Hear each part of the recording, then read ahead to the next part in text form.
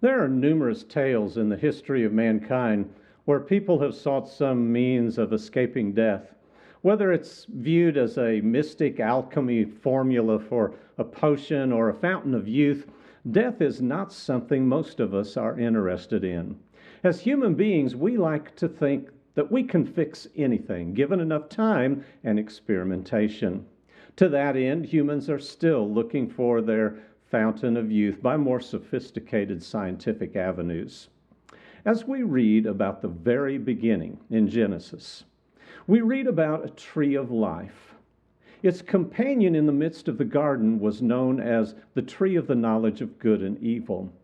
Since the consequence of eating from that tree was actually death, we could easily call that tree the tree of death.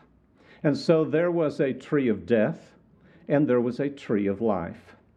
If we were there, which tree would we choose to eat from? You say that's easy.